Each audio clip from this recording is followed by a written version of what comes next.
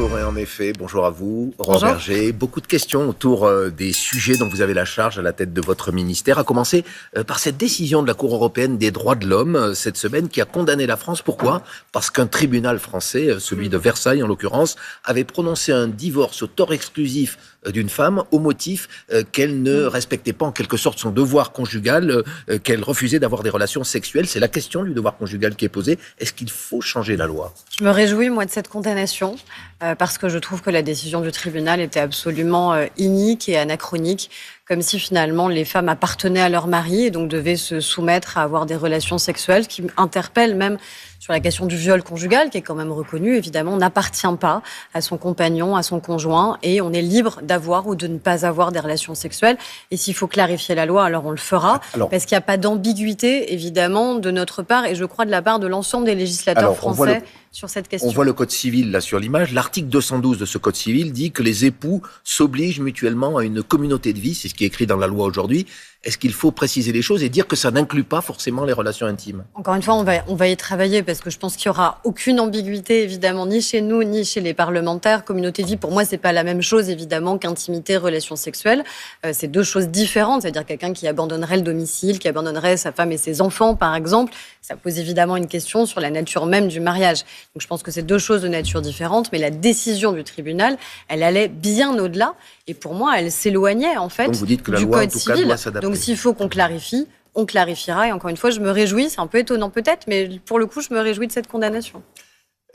Il est question finalement de consentement à un rapport sexuel dans cette affaire. Et cette question du consentement a été posée cette semaine avec les conclusions d'une commission parlementaire sur une nouvelle définition pénale du viol cette fois. Il faut savoir qu'aujourd'hui, il y a 4 critères pour définir le viol. Je crois la menace, la contrainte, la violence, la surprise. Est-ce qu'il faut ajouter le non-consentement? Pour vous, les députés le demandent, certains. Est-ce que vous y êtes favorable? Moi, j'y suis favorable. Je suis favorable pour deux raisons. La première, c'est qu'on a des magistrats qui nous interpellent en nous disant qu'aujourd'hui, il y a encore des situations qui leur échappent parce que c'est pas suffisamment précis, parce que c'est pas suffisamment défini. Et puis, la deuxième raison, c'est qu'on a besoin que ce débat, il existe dans l'ensemble de la société et que cette culture, elle existe dans l'ensemble de la société parce que c'est pas encore le cas, on le voit. Ne pas dire non ne veut pas dire oui. Il y a bien des cas où on n'est pas en capacité de dire non, parce qu'un rapport de pouvoir, un rapport hiérarchique, une vulnérabilité économique, la pauvreté, le handicap, bref, je pense que ça mérite que ce soit clarifié, je pense que ça mérite que le non-consentement puisse être écrit dans notre droit pénal. Mais toute relation non consentie deviendrait-elle un viol dès lors, si on changeait la loi? Alors, c'est ce que proposent les députés, c'est-à-dire qu'à partir du moment où il n'y a pas de consentement, alors ça veut dire que c'est caractéristique d'un viol, ce qui veut dire que c'est l'auteur qui doit démontrer qu'il a vraiment recueilli, obtenu le consentement. Et qu'encore une fois, est-ce que vous êtes favorable à ça? Oui, parce que ne pas dire non ne veut pas dire oui. Et je crois que c'est ça qu'il faut qu'on intègre dans notre société et dans notre culture, dans notre pays, tout simplement. Vous parlez du consentement justement cette semaine, un cinéaste reconnu, Bertrand Blier, est décédé. Pourquoi j'en parle? Parce que son film Les Valseuses, en 1974, décrivait une sexualité, on voit Bertrand Blier, sans entrave, et il montrait aussi des personnages féminins, finalement à la disposition de 2 personnages hommes, Patrick Devers et Gérard Depardieu. Un tel film avait eu beaucoup de succès à l'époque, 6 millions d'entrées. Est-ce qu'il pourrait être produit aujourd'hui à l'heure de MeToo? Je crois que la question, elle est différente. C'est-à-dire que moi, je souhaite qu'on garde évidemment une liberté de création et une liberté artistique. La question, c'est comment ces images sont tournées. Aujourd'hui, on a des coordinateurs d'intimité en plateau et c'est absolument nécessaire. Est-ce que tout est écrit dans le scénario pour qu'une comédienne ne découvre pas au moment du tournage ou qu'on ne lui impose pas au moment du tournage des scènes qui sont recueillies justement sans son c'est la consentement. fabrication du film, mais ce qu'il oui, montre. Mais je pense que c'est la le fiction, elle montrait quand même. On voit Miu Miu là, par exemple. En tout cas, moi, c'est ma position. Je pense qu'il faut qu'on conserve une liberté de création et une liberté artistique dans notre pays. Je pense par contre qu'il faut qu'on protège celles et ceux qui sont les comédiens, les artistes, ceux qui travaillent sur les plateaux aussi, les techniciens, les maquilleuses, parce que c'est ça qui n'a pas toujours été le cas, loin s'en faut. Et donc ça on pourrait refaire les Valseuses aujourd'hui. Si il y a un plein consentement des comédiens, s'il y a un coordinateur d'intimité qui vérifie que les scènes se passent strictement de la manière avec laquelle elles ont été écrites. L'apprentissage du consentement, du respect, c'est dès le plus jeune âge. Et c'est la raison pour laquelle la ministre de l'Éducation nationale, Elisabeth Borne, a remis en selle, en quelque sorte, les cours d'éducation affective et sexuelle dès la rentrée prochaine, au primaire, au collège, au lycée. Vous y êtes également favorable? Vous pensez que c'est un moyen d'apprendre le consentement? J'y suis très favorable et les Français y sont très favorables. On a commandé une étude avec le Haut Conseil à l'égalité cette semaine. 9 Français sur 10 y sont favorables. Vous voyez qu'on est quand même très loin des fantasmes et de certains écrits sur les réseaux sociaux. Et 7 Français sur 10 pensent même que c'est la meilleure option, la meilleure solution pour qu'enfin des rapports d'égalité puissent exister dans notre pays entre filles et garçons, entre hommes et femmes. Mais est-ce que tout est précisé dans ces propositions, dans ces enquêtes? Bien sûr.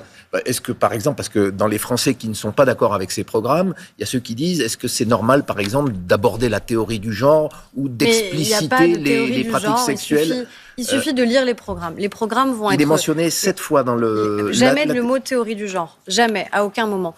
Il suffira de lire les programmes ils seront rendus publics, ce sera transparent, parce que le problème, c'est que maintenant, Mais on dira comme Donald Trump qu'il n'y a que deux genres, l'homme et la femme, par exemple? Non, on ne dit pas ça. On dit on fait en fonction des âges des enfants, en fonction de la maturité et de leur compréhension, on aborde des sujets différents. Et ça veut dire que dès la maternelle, vous pouvez expliquer à un enfant, alors qu'on a un fléau absolu sur les violences sexuelles qui sont infligées à nos enfants, on explique à nos enfants que personne n'a le droit de les toucher, que personne n'a le droit de leur faire du mal, que eux-mêmes d'ailleurs ne doivent rien faire à l'autre si ça n'est pas avec leur consentement. C'est ça. C'est lutter aussi contre le fait que nos adolescents, ils s'informent ou parfois ils se déforment ailleurs du fait de la pornographie. Et donc on a besoin d'avoir des lieux sûrs, avec des programmes clairs, transparents, des personnes qui sont agréées pour intervenir devant nos enfants et nos adolescents, pour leur préciser tout simplement des principes qui sont essentiels. Aurore Bergé, vous êtes à nouveau ministre, après une parenthèse, puisque vous avez été renommée en décembre dans ce gouvernement Bayrou. Vous n'étiez pas présente dans le gouvernement Barnier. Comment on vit de l'intérieur ces montagnes russes politiques, d'une part, et puis est-ce que vous croyez, c'est ça quand même la question principale, à la longévité de ce gouvernement-ci, qui finalement souffre des mêmes problèmes que le précédent? Il n'y a toujours pas de majorité. Je crois à l'attente très forte des Français de stabilité. Je crois que justement, le yo-yo permanent, le bouleversement permanent, la conflictualisation permanente, je crois que les Français en ont marre. Et je crois qu'ils attendent de la stabilité parce qu'ils attendent que le budget puisse être voté. Ils attendent de savoir comment les choses vont évoluer pour eux, pour leurs services publics, pour l'école, pour la santé. Les maires, les collectivités locales attendent de savoir comment ils vont pouvoir investir. Et donc ça dépend du fait qu'on ait ou qu'on n'ait pas un budget, qu'on soit censuré ou qu'on puisse continuer à travailler. Et vous pouvez toujours l'être, notamment par les socialistes. Est-ce la raison pour laquelle, on en parlait dans le journal de 7h30, vos députés ont fait preuve de mansuétude et ont laissé passer toutes les propositions de loi du Parti socialiste hier à l'Assemblée nationale? Il y a eu aussi des évolutions sur ces textes, évidemment. Après, la question, c'est est-ce qu'on est capable de faire des compromis ou pas? Donc, de toute façon, il va falloir que chacun arrive à en faire. Un compromis, c'est comme dans votre vie... Il faut faire des concessions au Parti socialiste. Vous êtes de ceux qui disent ça? Le compromis, ça fait jamais plaisir. Le compromis, ça coûte un peu. C'est comme dans nos vies personnelles. Quand on fait des compromis, ça nous coûte, mais on considère qu'on fait ce qu'il y a de mieux pour notre couple, pour notre famille. Là, on essaye de faire ce qu'il y a de mieux pour le pays en se disant qu'il faut qu'on réussisse à établir des compromis parce que sinon, ça veut dire de l'instabilité permanente. Ça suppose de l'esprit de responsabilité de la part du Parti socialiste et puis de l'esprit compromis de notre part. Merci beaucoup, Aurore Bergé, ministre de l'égalité entre les femmes et les hommes et de la lutte contre les discriminations. C'est la suite de Télématin. Merci.